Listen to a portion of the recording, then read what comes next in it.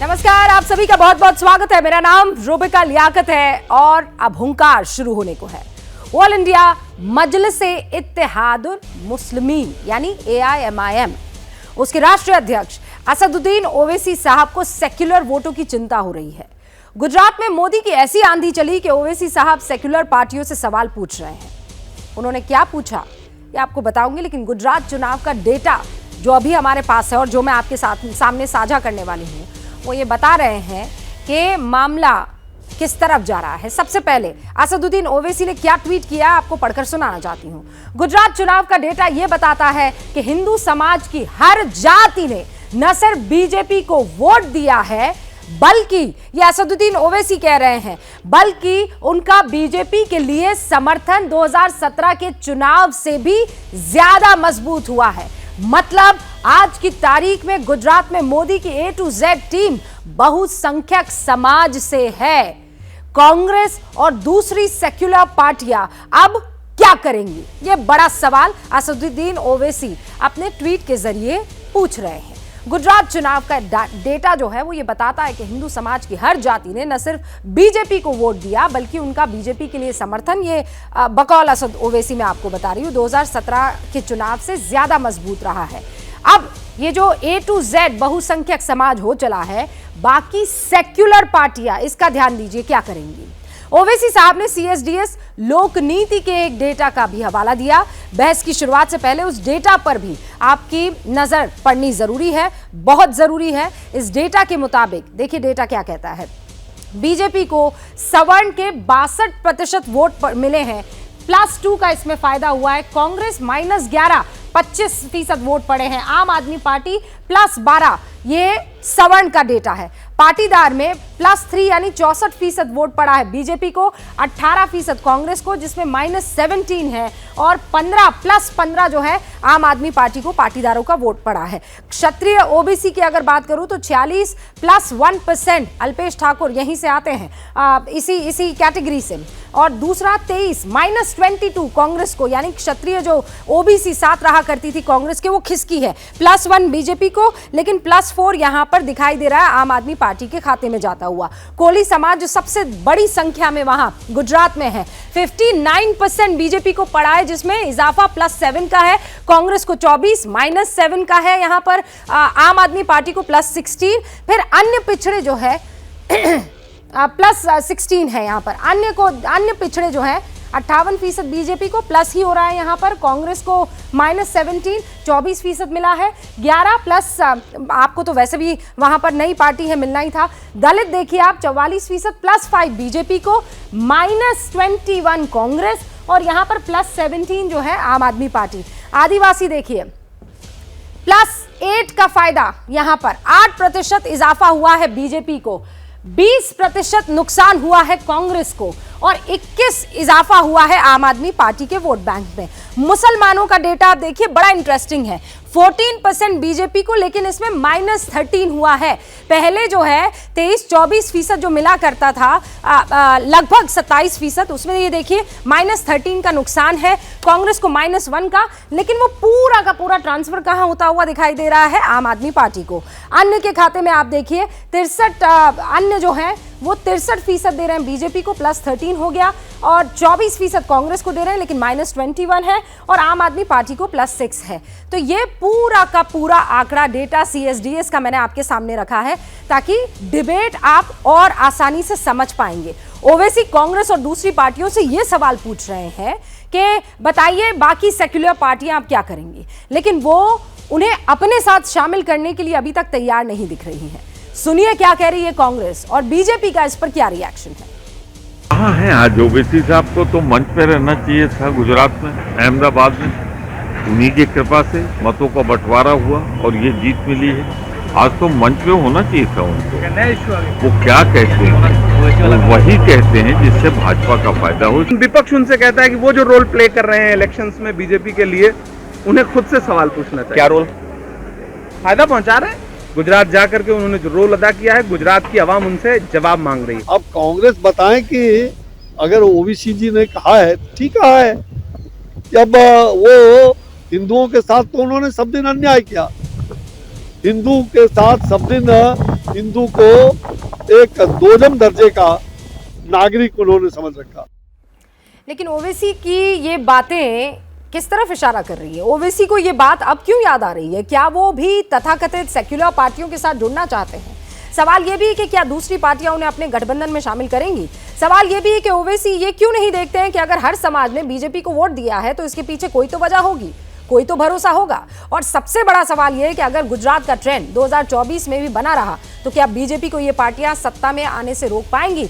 तमाम मेहमान हमारे साथ जुड़ चुके हैं, उनका मैं आपसे तारुफ करवा देना चाहती हूं। प्रेम शुक्ला जी, बीजेपी के राष्ट्रीय प्रवक्ता, इस वक्त आपको स्क्रीन पर दिखाई दे रहे हैं। डॉक्टर अमित नायक, प्रवक्ता हैं कांग्रेस के, इस वक्त आपको स्क्रीन पर दिखाई दे रहे हैं। वारिस पठान साहब, प्रवक्ता हैं राष्ट्रीय AIMIM के, पेशे से वकील हैं, हमारे साथ जुड़ चुके हैं। रवि श्रीवास्तव साहब राजनीतिक विश्लेषक हैं, वो भी हमारे साथ जुड़ चुके हैं। और प्रदीप सिंह साहब वरिष्ठ पत्रकार भी हमारे साथ जुड़ चुके हैं। वारिस भाई, सेक्युलर पार्टियां क्या कर रही है, इसकी क्या माने हैं? आप अपने आप को सच में सेक्युलर मानते हैं? देखिए रूबिका जी, सबसे पहले तो आपको बहुत बहुत मुबारकबादी पेश करूंगा। आपको अवार्ड वगैरह मिला है आज, उसके लिए बहुत मुबारक। शुक्रिया। आप बात करते हैं अपने डिबेट के ऊपर, तो सेक्युलर पार्टी तो अभी हमने आंकड़ा बताया, असद ओवैसी साहब ने एक आंकड़ा पेश किया, वही आंकड़ा अभी आपने दिखाया। जो आंकड़े दर्शा रहे हैं कि जो मेजोरिटेरियन लोग थे, नॉन मुस्लिम, जिसके अंदर पाटीदार्स, अपर कास्ट, ये लोग जो सब थे, उन्होंने सब ने वोट दे दिया भाजपा को। मोदी जी वहाँ पर जीत गए। अब जो सेक्युलर पार्टियाँ है, कांग्रेस, अब आम आदमी वाले आ गए। ये तो एक चीज़ बहुत अच्छा हुआ कि आम आदमी पार्टी वहाँ आई, उसने कांग्रेस के काफ़ी सारे वोटों को टच किया, तो हमारा बी टीम से तो नाम हट गया। वैसे तो हमको A से लेकर Z टीम तक बुलाए जा रहे थे। अब देखना ये है कि पूरे गुजरात के अंदर A से लेकर Z टीम बन गई है मोदी साहब के पास, क्योंकि चुनाव के पहले मोदी जी हम तो बोल रहे थे ना कि पोलराइजेशन की जो सियासत है, पॉलिटिक्स कर रहे थे, वो UCC का कार्ड खेल दिया उन्होंने, पॉपुलेशन कंट्रोल बिल की बात करने को लेकर आ गए, जिन्ना को लेकर आ गए। तो ये सारी चीज़ें ये दर्शाती है कि वो वन मेजोरिटेरियन अपीजमेंट पॉलिटिक्स उन्होंने की और कुछ हद तक के वो उसमें कामयाब भी रहे। अब बात नंबर 2, मोदी सब कर रहे हैं, लेकिन ये यहाँ पर ये भी दर्शाता है रूबिका जी कि 2 जगह पे हारे भी, हिमाचल प्रदेश में हारे, दिल्ली में हारे। नहीं, वो सब मैं समझ गई वारिस भाई। मैं जो आप कह रहे हैं उसमें मुझे कोई एतराज नहीं है। आप जो कह रहे हैं वो आप कहिए, ये आपकी राजनीति आपको करनी चाहिए। मेरे सवाल का अभी तक आपने जवाब नहीं दिया है। क्या आप अपने आप को सेक्युलर पार्टी मानते हैं? सेक्युलरिज्म का आपकी नजर में क्या डेफिनेशन है, बताइए। आप मुझे बताइए सेक्युलरिज्म का डेफिनेशन आपकी नजर में क्या है? मैं आपसे जानना चाहती हूँ। सेक्युलर, देखिए हम संविधान को मानते हैं, डेमोक्रेसी में रहते हैं, सबको अधिकार है चुनाव लड़ने का, हम भी लड़ते हैं, सबको साथ में लेकर चलने की हम बात करते हैं। हम किसी एक तबके की पॉलिटिक्स नहीं करते, जिससे दर्शाता है कि हमने 13 सीटों पे चुनाव लड़ा गुजरात के अंदर, जिसमें से उसमें 3 वारिस भाई एक सेकंड, ओके, किसी एक तबके की तीन हमने नॉन मुस्लिम्स को टिकट दिया। मैं वही बोलने जा रहा हूँ रूबिका जी। ओके, मैं समझ गई सर। किसी एक तबके की पॉलिटिक्स आप नहीं करते हैं। पूरा क्लियर कर देता हूं मैं। हाँ, मैं समझ गई, क्लियर कर रहा हूं आपके सामने। एक-एक करके सवाल पे आगे बढ़ेंगे। 13 में से एक-एक करके आगे बढ़ेंगे। हमने टिकट दिया सर, मेरे पास बीजेपी ने कितने को टिकट दिया मुसलमान को? चलिए बताइए मुझे। आपने उन जगह टिकट दिए हैं जहां पर आप मुसलमानों को टिकट नहीं दे सकते थे, वो रिजर्व सीटें थी। बाकी जहां आपने, और मैं गलत हूं तो आप मुझ पर केस कर दीजिए। तो अरे टिकट देखिए, 13 में से 3 हमने दिया नॉन मुस्लिम्स को। बीजेपी नॉन मुस्लिम इसलिए दिए वारिस भाई क्योंकि वहां पर आप मुसलमान को खड़ा नहीं कर सकते थे चुनाव में, वो रिजर्व सीट थी, SC ST उसके लिए रिजर्व थी। अब वहां से कहां से मियां भाई लाएंगे आप? नहीं, हम तो नहीं चाहते तो नहीं भी लड़ते। नहीं, हम चाहते तो नहीं चाहते तो वहां सीट पर नहीं भी लड़ते, मगर अच्छा ठीक है। अब आपने कहा कि 3 लोगों को सीट दी है, मजबूत करना हमारा मेन उद्देश्य है, इसलिए हम चुनाव लड़ रहे हैं। मुझे सेक्युलरिज्म की बात है, सेक्युलरिज्म की बात है। नाम से लेकर, पार्टी के नाम से लेकर, पार्टी के पदाधिकारियों तक, विधायकों तक, सांसदों तक, वहां पर सिर्फ और सिर्फ मुझे मुसलमान नजर आ रहे हैं और कोई हिंदू मुझे दिखाई नहीं दे रहा है। आपकी पार्टी का नाम है, मैं गलत नहीं पढ़ना चाहती हूँ, आप मुझे पढ़कर बताइए। आपकी पार्टी का फुल फॉर्म क्या है सर? ऑल इंडिया मजलिस इत्तेहादुल मुस्लिमीन नाम है। मुझे फख्र है इस नाम का कि मैं इस पार्टी से जुड़ा हुआ हूं। समझ गए। ऑल इंडिया अकाली दल के बारे में आपका क्या बोलना है? मजलिस का मतलब क्या होता है? शिवसेना के बारे में आपका क्या बोलना है? मजलिस का मतलब बताइए ना वारिस भाई। बीजेपी तड़प मेरे रही थी सवाल सरकार के में जवाब आने दीजिए को, प्लीज आप। उसका मैं क्या सेक्युलर बोलना? का मतलब आप काउंटर सवाल बाद में कीजिएगा, मैं सबका जवाब दूंगी। अभी हम AIMIM की बात करें। ऑल इंडिया मुझे समझ में आ गया। फिर मजलिस का मतलब सर वो जगह जहां पर आप लोग मीटिंग करते हैं, जहां मिलते हैं। हाँ, मजलिस इकट्ठा होते हैं। हाँ, ऑल इंडिया इकट्ठा हो रहे हैं। हाँ, मजलिस इत्तेहाद मतलब इत्तेहाद, यूनिटी, एकता, इत्तेहाद। हाँ, एक हो जाओ। हाँ, एक हो सबको एक देशवासियों को एक करना। नहीं, मुस्लिमीन है उसके बाद इत्तेहादुल मुस्लिमीन। तो मुस्लिमीन कौन हुए सर? वो हिंदुस्तानी है, मतलब हिंदुस्तान हुआ नाम है। तो आप मुसलमानों को हिंदुस्तानी नहीं समझते क्या आप रूबी का? ऑल इंडिया मजलिस से इत्तेहादुल मुस्लिमीन के माने क्या है? हिंदुस्तान के सारे एक जगह इकट्ठा होकर एकता करे। मुस्लिमीन यानी मुसलमानों की, है ना? पार्टी का नाम है ये। Am I wrong? बराबर। हाँ, पक्का। तो अब इसमें मुसलमानों को आप इकट्ठा कर रहे हैं, उसकी एकता कर रहे हैं, ऑल इंडिया तो सेक्युलर कैसे हुई पार्टी? तो हमारी पार्टी का नाम है सेक्युलर क्यों नहीं? अरे सेक्युलरिज्म की तो दुहाई हम दे रहे, सेक्युलर क्यों नहीं है? हम बताइए किस हिसाब से सेक्युलर आपको नहीं बोलते? सेक्युलर मैं इसलिए नहीं मानती हूँ क्योंकि आपकी पार्टी में एक भी पदाधिकारी सर मुझे यहाँ पर नॉन मुस्लिम दिखाई नहीं दे रहा है। वारिस भाई मैं बताती हूँ कैसे। तेलंगाना में AIMIM के विधायक पढ़ के सुना रही वारिस भाई, और मैं स्क्रीन पर एक सेकंड के लिए।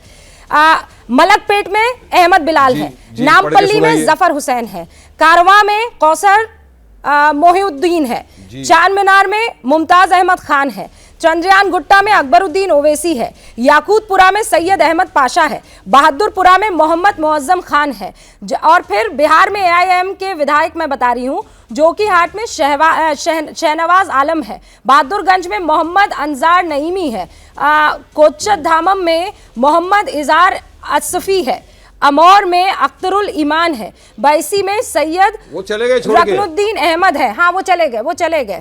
ठीक है। महाराष्ट्र में AIMIM के विधायक शाह फारूक अनवर, मोहम्मद इस्माइल अब्दुल खालिक, देश में AIMIM के सांसद अकबरुद्दीन ओवैसी, इम्तियाज जलील, असदुद्दीन ओवैसी और इम्तियाज जलील। नहीं अकबर भाई भी नहीं, अकबर भाई नहीं सर, असदुद्दीन ओवैसी प्रेसिडेंट है, असदुद्दीन ओवैसी जनरल सेक्रेटरी है। अब ये पार्टी ऑफिशियल्स हैं। हाँ, और पूर्व विधायक सर वारिस पठान साहब मेरे सामने बैठे हुए। प्रेसिडेंट है असद ओवैसी, जनरल सेक्रेटरी है सैयद अहमद पाशा कादरी, नेशनल स्पोक्सपर्सन है सैयद असीम वकार, और वारिस पठान साहब जो मेरे सामने हैं तेलंगाना असेंबली फ्लोर के लीडर है अकबरुद्दीन ओवैसी। फिर स्टेट प्रेसिडेंट है उस्मान गनी हुमनाबाद। फिर AIM तमिलनाडु के प्रेसिडेंट है अब्दुल रहीम खान, गुजरात स्टेट प्रेसिडेंट है साबिर काबलीवाला, महाराष्ट्र प्रेसिडेंट है इम्तियाज जलील, बिहार प्रेसिडेंट है अख्तरुल ईमान, झारखंड प्रेसिडेंट है मोहम्मद शकीर, दिल्ली प्रेसिडेंट है कलीमुल हफीज, यूपी प्रेसिडेंट है शौकत अली, उत्तराखंड प्रेसिडेंट है नैयर काजमी। अल्लाह अकबर सर ये सेक्युलर पार्टी है। अच्छा, आपने बहुत अच्छा लगा मुझे, आपने इतना अच्छा रिसर्च किया रूबिका जी, मुझे बहुत अच्छा लगा कि आपके पास सारी लिस्ट है। मैं जरा चाहूंगा एक बार जरा बीजेपी के अंदर भी जरा पढ़ के दिखा लो ना कितने मुसलमान हैं। आपके लिहाज से बीजेपी तो कौन सी वाली पार्टी है? कम्युनल पार्टी है। बीजेपी के बीजेपी कम्युनल पार्टी है। चाहूंगा आप उनका भी पढ़ के दिखा और आईना आपने रखा बीजेपी के सामने, दिखा दो, चलो सुनेंगे सब लोग सुनेंगे। हाँ, वारिस भाई आप कह रहे हैं ना बीजेपी कम्युनल पार्टी है, क्योंकि वो एक भी मुसलमान को ना तो पदाधिकारी बनाती है, ना वो वोट देने के लिए उम्मीदवार खड़ा करती है। पार्षद आपकी तरह उसने 2-4 दे दिए हैं। लेकिन वारिस भाई उस लिहाज से मोदी जी सबका साथ सबका विकास सबका विश्वास, आप भी कम्युनल आप बराबर आए ना आप बात पे। अब ये जवाब तो प्रेम शुक्ला जी, ये जवाब तो प्रेम शुक्ला जी कहेंगे। क्यों बोलते हैं कि तो बीजेपी सबका साथ सबका विकास सबका विश्वास में मानती है? आपकी पार्टी में एक भी पदाधिकारी गैर मुसलमान नहीं है, मान लीजिए ना सर। अगर आप दूसरी पार्टी को इसी बेसिस पर कम्युनल कहते हैं तो आप सबसे बड़े कम्युनल हैं। सुनिए गाजियाबाद का हमारा जो मेन इंचार्ज है प्रेसिडेंट वो पंडित जी है। हमारा महाराष्ट्र के अंदर जो लेडीज विंग की प्रेसिडेंट है वो हमारी दलित बहन है। ये भी जरा आप इंक्वायरी कर लीजिए। अब मेरे सवाल का जवाब चलिए हम तो सबसे खराब पार्टी है, सब खराब है। मोदी जी की पार्टी तो बहुत अच्छी है, वर्ल्ड की सबसे बड़ी बिगेस्ट लार्जेस्ट पार्टी है, सबका साथ सबका विकास सबके विश्वास में मानती है। मुझे पता ही है ना 140 करोड़ जनता के मोदी जी तो प्रधानमंत्री है ना, कि खाली हिंदुओं के प्रधानमंत्री है, सबके आपके मेरे सबके प्रधानमंत्री है। तो फिर भाजपा के अंदर एक भी मुसलमान को टिकट क्यों नहीं देते या मंत्री क्यों नहीं बनाया? ये पार्टी कम्युनल है तो वो गए, अब उसकी आप ये जगह कह रहे हैं कोई आने वाला किसी को नहीं है। टिकट आज नहीं तक देती है, किसको जो बनाया? रेशियो चलिए में टिकट बताइए दे मुझे, रही है उसी उनके रेशियो में कितने आप टिकट स्टेट दे के रहे अंदर हैं, प्रेसिडेंट तो उस है जो लिहाज से आप मुसलमान उस है? सांचे में नहीं डल रहे ना। बताइए। प्रेम शुक्ला जी बताइए, आप हिंदुओं की पार्टी हैं, आप कम्युनल हैं, देखिए ये कह रहे हैं देखिए, अभी ऑल इंडिया मजलिस इत्तेहादुल मुस्लिमीन के राष्ट्रीय प्रवक्ता। देखिए, अब वारिस पठान जी से आपने पूछ लिया, एक पदाधिकारी का नाम नहीं बता पाए। इकबाल सिंह लालपुरा हमारे पार्लियामेंट्री बोर्ड के मेंबर है, ठीक है। बताया मैं तो। हरदीप इकबाल कहाँ बताए साहब, राष्ट्रीय स्तर पर तो एक नाम नहीं है। मैं राष्ट्रीय स्तर की बात कर रहा हूँ। राष्ट्रीय स्तर दलित पर बहन हमारी महाराष्ट्र की है, स्वाति बहन। वारिस भाई, हमारे तो कैंडिडेट भी थे बोल दो रहे मुस्लिम, हैं, आपको बता दो 2 कैंडिडेटों के बेसब्री क्या नाम। शुक्ला जी बहुत बड़ा आभार होगा आपका, इतनी आप 2 कैंडिडेटों के नाम बता दो मुसलमान जिसको आपने टिकट दिया था, बहुत बड़ा आभार मानूंगा आराम आपका। से इतनी बेसब्री क्यों है? आराम से। अभी इकबाल सिंह लालपुरा मैंने बताया पार्लियामेंट्री बोर्ड नाम बता दो ना, आप पलटी मार दोगे इसलिए। मैं नाम बता रहा हूं, आप सुन ही नहीं रहे हैं। इकबाल सिंह लालपुरा सिख समुदाय से आते हैं। भारतीय जनता पार्टी की जो एपेक्स बॉडी है पार्लियामेंट्री बोर्ड, उसके सदस्य हैं। हरदीप सिंह पुरी मुस्लिम है, केंद्रीय मंत्री हैं। मुस्लिम है, अरे भाई, मुसलमानों के अलावा बाकी कोई जो है उनका किसी का धर्म नहीं मुस्लिम माना है। जाता। सिख बौद्ध और ईसाई ये सब नहीं माने नहीं, जाएंगे। मुसलमान की बात हो रही है ना, सिर्फ मुसलमान ही मुसलमान सेकुलर की होगा। बात हो रही है, बताओ ना। सिर्फ मुसलमान ही सेकुलर होगा क्या? ये आपने अरे पकड़ लिया हमको कि तो इल्जाम मुसलमान लगाया ही गया सेकुलर हम पे, हिंदू- हमारे पे जो इल्जाम हिंदू लगाया का हुआ है वो हम तो बोल क्लियर नहीं कर रहे हैं, हम तो साफ बात कर रहे हैं। आप तो साफ दूध के जी, धुले हुए हो, तो वारिस आप ही साहब। बता दो ना कितने मुसलमान हैं आपकी पार्टी में। वारिस साहब, रूबी का वारिस जी साहब, सुनिए तो। आप और मैं ये आवाज इस क्रैक हो रहा है। आवाज बेहतर करवाइए। वारिस साहब सुन लीजिए, उसके बाद मैं आपको रिबटल का पूरा मौका दूंगी। सुन लीजिएगा वाह, ठीक है।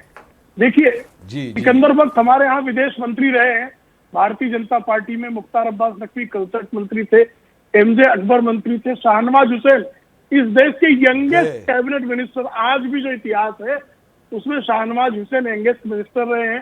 गुलाम अहमद आज भी राज्यसभा के आदरणीय सदस्य हैं। इसके अलावा आप मुझे कृपा करके बताइए, एक प्रतिनिधि जब से एमआईएम का गठन हुआ है तब से लेकर आज तक एक जनप्रतिनिधि आप गैर मुस्लिम नहीं गिना पा रहे हैं। मैं आपको आज ही बता रहा हूँ, इकबाल सिंह इकबाल सिंह लालपुरा वो सिख है। एक जनप्रतिनिधि मैं गिना रहा हूँ जो आपकी सांसद या विधायक। अरे हमारा तो जो गाजियाबाद का इंचार्ज है उत्तर प्रदेश का पंडित है गामा, पंडित गामा जी। हमारा तो उत्तर प्रदेश का गाजियाबाद का प्रेसिडेंट, महाराष्ट्र की लेडी प्रेसिडेंट। हमारी पार्टी ने कितने दलित भाई बहनों को टिकट दिया, 6 कॉर्पोरेटर हमारे नॉन मुस्लिम है आज भी गुजरात में, 6 नॉन मुस्लिम बड़े पार्टी पदाधिकारियों का नाम बताइए ना, स्टेट प्रेसिडेंट के बारे में, पार्टी ऑफिशियल्स के बारे में बताइए, विधायकों के बारे में बताइए, सांसदों के बारे में बताइए।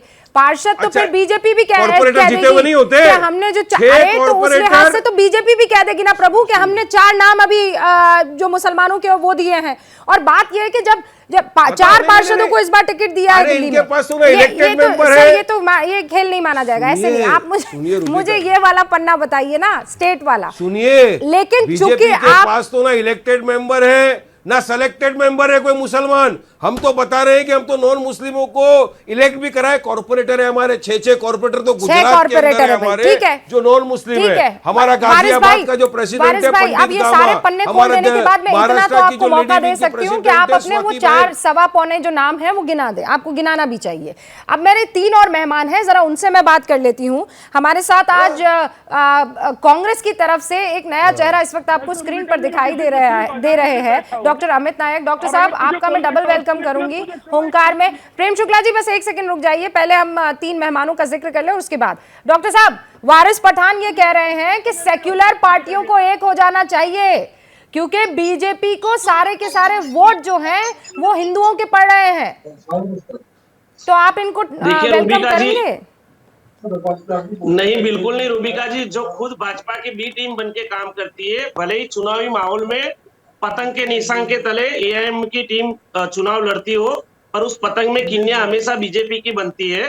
बीजेपी ही एमआईएम की पतंग को किन्ना बांध के जहां पे सियासी चुनाव होता है वहां भेज देती है।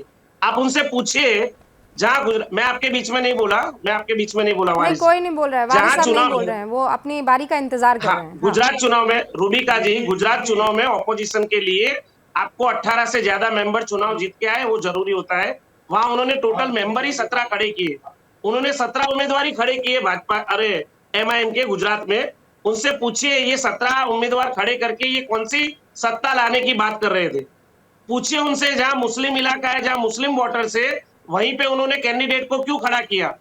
क्या उनके पास कोई और कैंडिडेट नहीं था? भाजपा ने उनको उतना ही बजट दिया था कि भी जहां पे कांग्रेस मजबूत है, जहां कांग्रेस की वोट बैंक है, आपको सिर्फ वहीं पे बी टीम बन के काम करना है, उम्मीदवार खड़े करना है और आपको इतना ही बजट मिलेगा।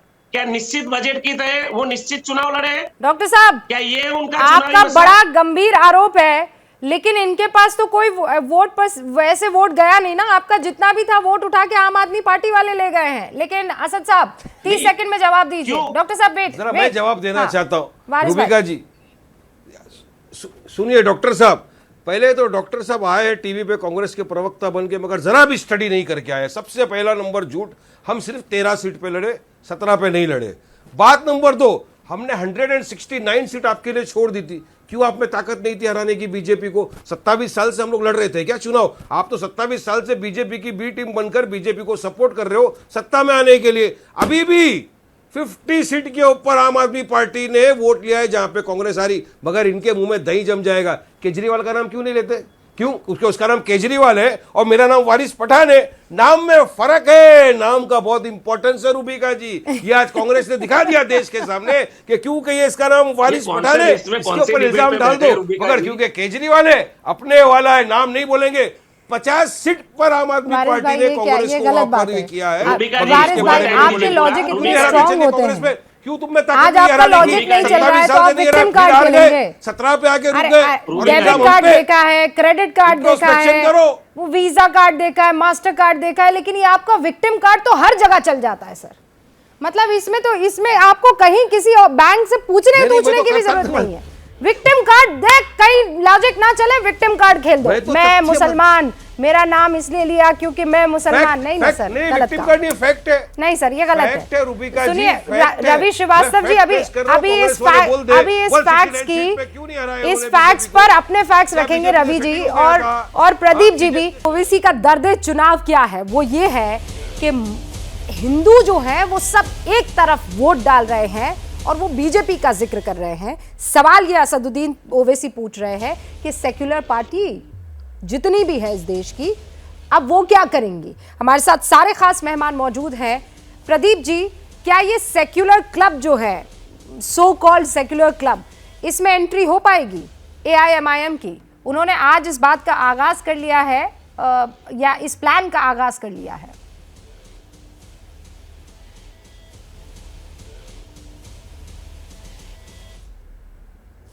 नहीं रूबिका जी, मुझे नहीं लगता, क्योंकि वो तो एंट्री चाहते ही नहीं। उन्होंने पार्टी का गठन किया, तभी से अभी नाम के बारे में जो आपने विस्तार से बताया उसको दोहराऊंगा नहीं, तो वहीं से उनकी जो स्थापना है पार्टी की, वहीं से तय किया कि हमको सेकुलर तो बनना ही नहीं।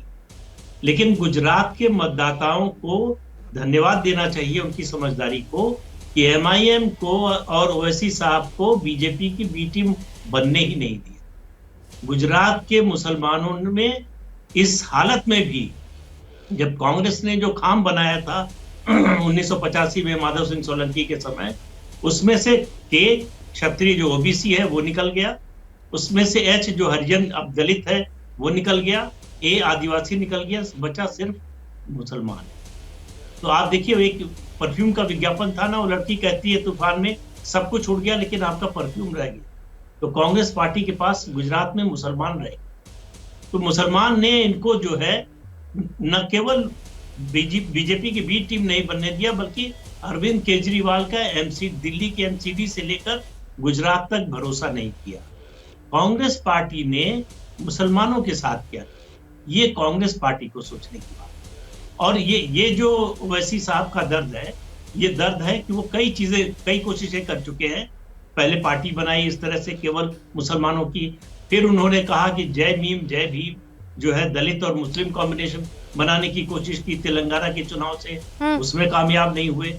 अब उनको समझ में आया कि इस तरह की राजनीति इस देश को पसंद नहीं आती, चाहे हिंदू हो चाहे मुसलमान। अगर मुसलमान उनके साथ खड़ा होता तब वो ये आरोप लगाते कि हिंदू एक तरफ हो गए और मुसलमान जो है अलग है, तब उनकी बात सुनी जाती। लेकिन उनके साथ मुसलमान भी नहीं खड़ा है जिसकी वो पार्टी बनाना चाहते। तो मुसलमान जो है वो सेकुलर पार्टियों के साथ है, MIM और ओवैसी साहब नहीं है, इसलिए उनकी उस क्लब में एंट्री नहीं हो सकती, इसलिए कि मुसलमान नहीं पसंद करता। मुसलमान ये बात समझ गया है। वारिस साहब, आप इसका जवाब दीजिएगा, लेकिन चूंकि आम आदमी पार्टी का भी जिक्र हुआ है और ये जो CSDS का आंकड़ा है प्रदीप जी, इसमें ये दिख रहा है कि वो जो -12 बीजेपी के खाते में है, -12 जो मुसलमान वोट है, वो कहीं और नहीं गया, वो कांग्रेस को या AIMIM को नहीं गया, वो सीधा का सीधा ट्रांसफर आम आदमी पार्टी के पास होता हुआ दिखाई दे रहा है। तो अब रवि जी, मुसलमानों का वोट आपको पड़ रहा है, पाटीदारों का वोट आपको पड़ रहा है, क्षत्रियों का वोट, अब नई नवेलिया पार्टी है तो बहुत सारा वोट आपको मिल गया, सब प्लस में दिखाई दे रहा है। तो आपके तो ड्रीम्स आए होंगे, जोश भी। रूबिका जी, पहली बात तो आपको अवार्ड के लिए मुबारकबाद। दूसरा, जो ये बात अभी स्पेलिंग की जा रही थी, तो हमारी स्पेलिंग तो बड़ी साफ है। आम आदमी पार्टी, हर आदमी, हिंदू, मुसलमान, सिख, ईसाई, ज्यू, सब आम आदमी हैं, हम उनकी पार्टी हैं। और आपने देखा कि 13% वोट पड़ा गुजरात के अंदर। 40 लाख गुजरातियों ने आम आदमी पार्टी में अपना विश्वास व्यक्त किया, तब जबकि मोदी जी का रोड रोलर जिसे कहना चाहिए गुजरात के अंदर चल रहा था और कोई भी पार्टी उसमें बची नहीं, तब साफ हुए, तो उसमें भी हमें 40 लाख वोट मिले। मगर एक सवाल मेरा भाजपा से है, वो ये कि आप सबको गुजरात के अंदर आपने हिंदू बना दिया, बहुत बहुत बधाई। पर वो हिंदू उत्तर प्रदेश, मध्य प्रदेश पहुंचते या राजस्थान पहुंचते ही उसको कुएं से पानी नहीं लेने दिया जाता, क्योंकि वो दलित है, कहीं वो आदिवासी है छत्तीसगढ़ के अंदर, कहीं पर वो ट्राइबल है महाराष्ट्र के गढ़चिरौली के अंदर। तो ये आप दोहरा चरित्र क्यों रखते हैं? ये हर जगह आप हिंदू मुसलमान को बांटते हैं, यहां आकर के आपको लगता है कि सब हिंदू हो, चाहे दलित हो, चाहे OBC हो, चाहे पाटीदार हो, चाहे कोई भी हो, वो सब हिंदू बन जाते हैं। ये आपकी राजनीति जो है ये गलत है। ये राजनीति क्या है भाई, इसे समझाइए। क्या कर प्रेम शुक्ला जी और रवि श्रीवास्तव जी ने कहा AAP, आम आदमी पार्टी, इसमें हिंदू, मुस्लिम, सिख, ईसाई सारे हैं भाई भाई। देखिए, हम तो सबका साथ, सबका विकास, सबका विश्वास, सबका प्रयास की बात करते हैं। अगर आदरणीय नरेंद्र मोदी जी के नेतृत्व में शौचालय दिया जाता है तो किसी की जात, किसी का गोत्र, किसी का धर्म, किसी का पंथ पूछकर नहीं दिया जाता ना। LPG गैस कनेक्शन किसी का जात, धर्म, पंथ पूछकर दिया जाता है। और भारतीय जनता पार्टी जितनी सर्वसमावेशी पार्टी है वैसा बिल्कुल कहीं नहीं। शमशान, कब्रिस्तान, देखिए बड़ा भयंकर है। मैं किसी के बीच में नहीं बोलता हूँ। रवि जी, मैं काउंटर का मौका दूंगी। आईना दिखा रहा हूँ, रुकिए ना सर, मैं मौका दूंगी आपको। आप क्या आईना सब अपनी बात रख लेने दीजिए, फिर आपको काउंटर का मौका दूंगी। सब अपनी बारी में बोले तो बेहतर रहेगा ना सर। हाँ, प्रेम शुक्ला जी। रेपिस्ट को थेरेपिस्ट बताने वाले वो क्या हमको आईना दिखाएंगे? आपको आईना देखने की आवश्यकता है, आपको आईना देखने की आवश्यकता है रवि भाई, और आराम से आईना जरा देख लीजिए। आईना देख लेते तो आप जो है इस तरह की बेहुदा बातें ना करते, जिस तरह से बेहुदगी भरी बातें आप कर रहे हैं। भारतीय जनता पार्टी जाति, गोत्र, पंथ की राजनीति पे बिल्कुल विश्वास नहीं रखती है और कभी भारतीय जनता पार्टी ने ये किया नहीं है। आपके यहाँ तो आशुतोष जी आए तो गुप्ता हो गए, वो आतिशी मरलेना आई, मरलेना थी, आतिशी सिंह हो गई। जिन्होंने कभी अपनी जातियां, उपजातियों के उपनाम नहीं लिखे थे, वो आपकी पार्टी में आने के बाद उपनाम लिखने लगे।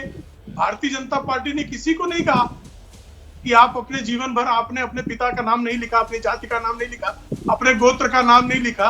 आज जो अपनी जाति गोत्र आप बताइए, और अरविंद केजरीवाल जाके बताएंगे मैं तो बनिए का बेटा हूँ। किसी ने नहीं कहा ना ऐसा करने के लिए। तो कृपा करके जो है रवि इस जी, तरह की, और किसी जमाने में आप कहते थे सॉफ्ट हिंदुत्व, कि राम मंदिर डॉक्टर अमित नायक, बस एक रीबटन फिर मैं आपके पास आती हूँ। रवि जी, राम मंदिर जाने के लिए, और आज जो है यात्रा, रवि जी आप अपनी बात रखें उससे पहले प्रेम शुक्ला जी, अगर ये रेपिस्ट को थेरेपिस्ट बता रहे हैं तो आप ही के पार्टी के विधायक हो गए वापस राहुल जी, वो भी तो रेपिस्ट को संस्कारी ब्राह्मण बता ही रहे थे ना, बिल्किस बानो की बिल्कुल हम उनके खिलाफ है, कोई इस तरह की बात करेगा हम उसके खिलाफ है। आप खिलाफ है लेकिन उनको टिकट दे देंगे, खिलाफ है लेकिन उनकी जीत में उनकी पूरी मदद कर लेंगे, ये कैसी मुखालिफत है सर? इस तरह का कोई विचार रखेगा उसके खिलाफ हम खुलकर हैं, लेकिन अरविंद केजरीवाल जरा खिलाफ बोलते हैं। आप ऐसी मुखालिफत की क्या, ऐसी मुखालिफत का क्या फायदा सर? तो आप करवाइए ना, राहुल साहब से माफी मंगवाइए ना, उनसे माफी मंगवाइए, जरा अरविंद केजरीवाल से कहिए, मनीष से माफी मंगवा ले। नहीं वो तो मैं कहूंगी सर, इस मामले में तो किसी को नहीं बख्शना है, पर अगर वो रेपिस्ट को थेरेपिस्ट आपको दुख देता है, आपको परेशान करता है, तो फिर रेपिस्ट का संस्कारी ब्राह्मण भी आपको उतना ही चोट देना चाहिए, उतना ही आपको परेशानी होनी चाहिए, बिल्कुल होनी चाहिए। रूबिका जी वो एक सजा काटकर आए व्यक्ति को संवैधानिक प्रक्रिया और विधिक प्रक्रिया के बाद भी उसका हम विरोध कर रहे हैं। यहाँ तो रेपिस्ट को थेरेपिस्ट बताने पर जो है अत्यंत प्रसन्नता हो रही है। पायल करानी के पिताजी पैरोल पे छोड़े जाते हैं ताकि वो जाके चुनाव प्रचार करें।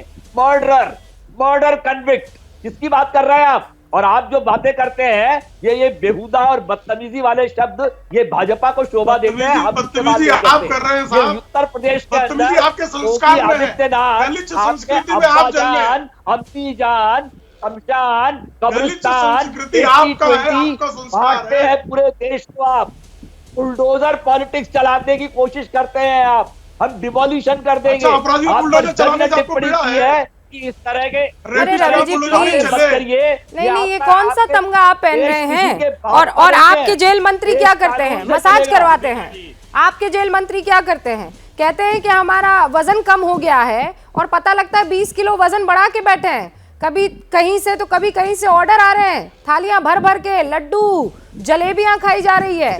कौन है वो जेल मंत्री जो जेल में ऐश कर रहे हैं? आप बिना सबूत के बात न करें, वो ठीक नहीं है। ऐसी बिना सबूत के नहीं है। वो जो फोटो आई थी सर, वो फोटो किसकी थी?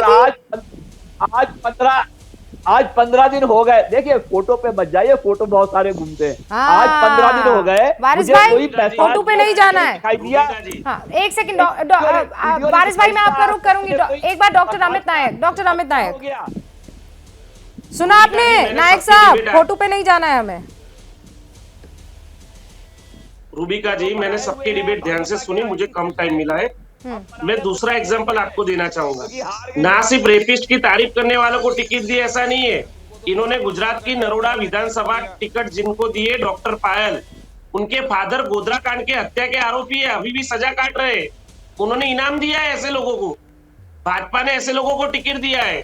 और हम हमारी पार्टी की बात करते हैं, जो वारिस पठान जी हमको सलाह देते हैं, जो वारिस पठान जी को मेरा कहना है कि हम सूरत में जो ग्रीष्मा हत्याकांड है, हम उसकी भी निंदा करते हैं, उसके लिए भी हम न्याय के लिए खड़े रहते हैं। और हमारे लिए बिल्किस बानो जैसी जो औरत है, जिसपे रेप हुआ था और जिसको भाजपा के नेताओं ने उसके रेपिस्ट को ईमानदार बताया था, हम उसकी भी बात करते हैं, हम उसके लिए भी न्याय मांगते हैं। आज भी हम 17 सीट इसके लिए जीते हैं गुजरात में, कि हमारे लिए सूरत की जो ग्रीष्मा है वो भी बेटी है, हमारे लिए बिल्किस बानो भी बेटी है। इस तरह से सेक्युलर बना जाते हैं। सिर्फ बातें करने से सेक्युलर नहीं बना जाता। रूबिका जी, जो वारिस पठान साहब है, डॉक्टर साहब, आप पहली दफा डिबेट में आए हैं। नहीं, ये कैसा सेक्युलर बनते हैं आप कि हिंदुत्व को आतंकवाद से जोड़ते हैं, भगवा को आप आतंकवाद से जोड़ते हैं। नहीं, आपको हिंदू गंदे लगते हैं। मुझे ये बताइए, ये कौन सा सेक्युलरिज्म आप लेके घूमते हैं? कौन सा सेक्युलरिज्म?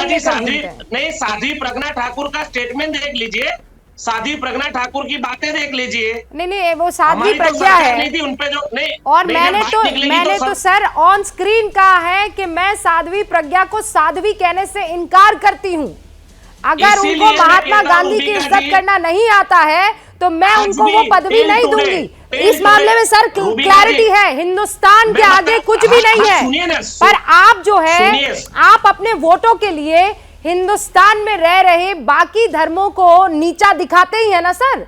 हिंदुत्व को लेकर आप किसी और के पास मत जाइए, आप राहुल गांधी की पाठशाला में बैठ जाइए, आपको समझ में आ जाएगा। डॉक्टर साहब मुझे और कुछ कहने की जरूरत नहीं है। हमारी पाठशाला बरोबर है रूबिका जी, हम तो भारत जोड़ो यात्रा पूरी दुनिया देख रही है। सर भारत जोड़ो यात्रा तो कर रहे हैं, ना वोट जोड़ पा रहे हैं और ना ही आप आइडियोलॉजी को जोड़ पा रहे हैं।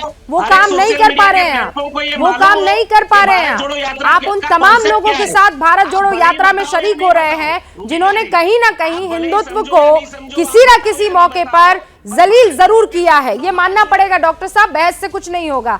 बहरहाल वारिस साहब 20 सेकंड और उसके बाद मुझे ब्रेक लेना है। 20 सेकंड वारिस साहब। बस देखिए रूबिका जी, सबका मैं सुन रहा था, जब मुझे टाइम दीजिए बोलने का। देखिए सही बात है कि हमको पहली मर्तबा गुजरात में चुनाव लड़े, वोट कम मिला, सेल्फ इंट्रोस्पेक्शन करेंगे कहाँ कमी रह गई। जनता का ये है, जो जनता ने दिया उसको हम मानते हैं, जनता का जो जजमेंट है, जनता का फैसला सर आंखों पे। हम हमारी हार का टिकड़ा किसी के सर पे नहीं फोड़ रहे, जैसा कि कांग्रेस वाले फोड़ रहे हैं। अभी भी इनको खुद की बात समझ में नहीं आ रही है कि खुद में कमी है वो दोनों, मगर वो नहीं देख रहे दूसरों की कमियां निकालने आ रहे। अरे हम तो बिल्किस बानो के जो कातिल को, जो बलात्कारियों को बाहर छोड़ा था, सबसे पहले वही दवा हमने उठाए थे कि उनको जेल की सलाखों में डालो। हम तो निर्भया बहन के लिए भी खड़े हुए, हम तो हाथरस के लिए भी खड़े हुए, हर जगह के लिए खड़े हुए। आपके मन में जो है कि हमें बीजेपी को हराना वो कर पाएंगे या फिर बीजेपी की उल्टा मदद ही करते चले जाएंगे। फिलहाल बहुत बहुत शुक्रिया आपका प्रेम शुक्ला जी, डॉक्टर नायक, वारिस पठान साहब, रवि जी, प्रदीप जी, बहुत बहुत शुक्रिया। हम लौट रहे हैं कुछ और खबरों के साथ। इजाजत। क्या मजबूरी है मेरी बताइए, मैं अभी आपको बताती हूँ कि मैंने ओए होए होए होए नमकीन के चटकारे लेते हुए टकटकी मार के डिबेट शो को पॉज रिपीट कर करके देख रहे हैं जोगिंदर जी। इनकी तरह आप भी देखें अपने फेवरेट डिबेट्स को रिपीट कर और डाउनलोड कीजिए एबीपी लाइव ऐप अपने स्मार्ट टीवी पर।